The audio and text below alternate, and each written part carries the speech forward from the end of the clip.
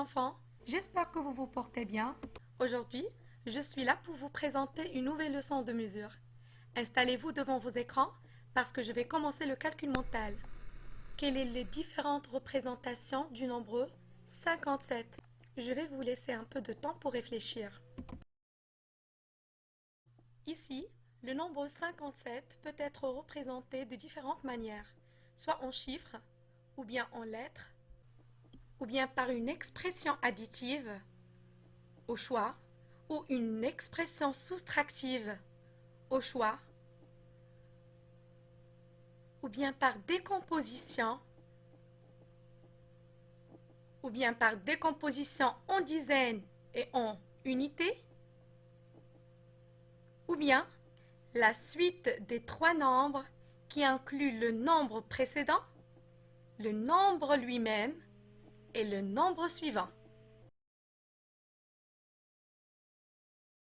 Maintenant, nous allons commencer une nouvelle leçon qui a pour objectif savoir lire l'heure, savoir dessiner les aiguilles d'une horloge et savoir ordonner les activités dans l'ordre chronologique. Pour connaître l'heure, nous pouvons utiliser des différents objets, à l'aide d'une horloge ou d'une montre, ou bien à l'aide d'un radio-réveil.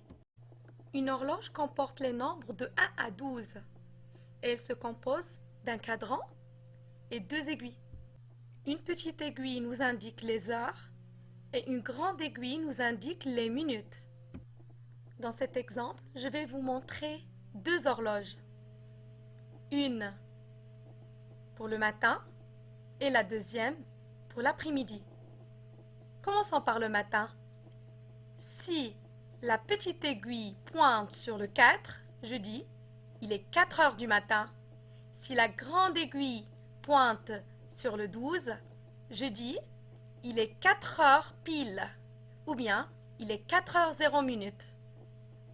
Passons maintenant à l'après-midi. Si la petite aiguille pointe sur le 4, je dis il est 4 heures de l'après-midi.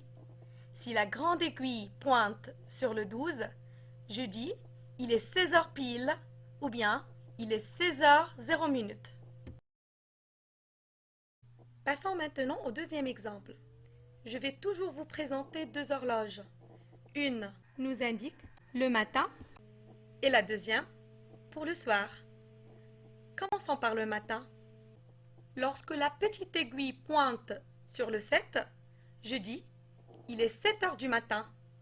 Et lorsque la grande aiguille pointe sur le 12, je dis il est 7 heures pile ou bien il est 7 heures 0 minutes. Passons au soir.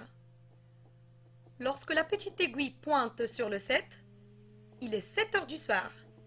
Et lorsque la grande aiguille pointe sur le 12, il est 19 heures pile ou bien il est 19 heures 0 minutes. Terminons le dernier exemple.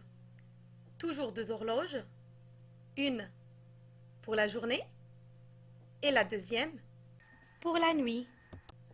Lorsque la petite aiguille et la grande aiguille pointent sur le 12, je dis il est midi. Passons à la nuit.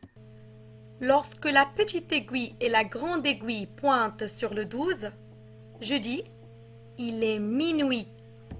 Maintenant, passons à découvrir les moments de la journée. Durant notre journée, nous commençons toujours par le matin. C'est là où le soleil se lève. C'est l'heure de petit déjeuner. Après, c'est midi. Le soleil est bien haut dans le ciel. C'est l'heure du déjeuner. Après, l'après-midi. Par exemple, je dis il est 16 heures. C'est l'heure du goûter. Et enfin, le soir. C'est là où le soleil se couche. Et c'est l'heure du dîner. Observons maintenant les moments de la journée de Maël. À 7 heures du matin, Maël se lève. Il prend son petit déjeuner. À midi, Maël prend son déjeuner avec sa petite famille. À 16 heures, Maël prend son goûter. À 18 heures, Maël lit une histoire avec son grand frère. Et à 19 heures, Maëlle prend son dîner avec sa petite famille. Et à 21 heures, Maëlle dort avec sa petite sœur. J'espère que cette leçon vous sera utile. À très bientôt pour une nouvelle leçon.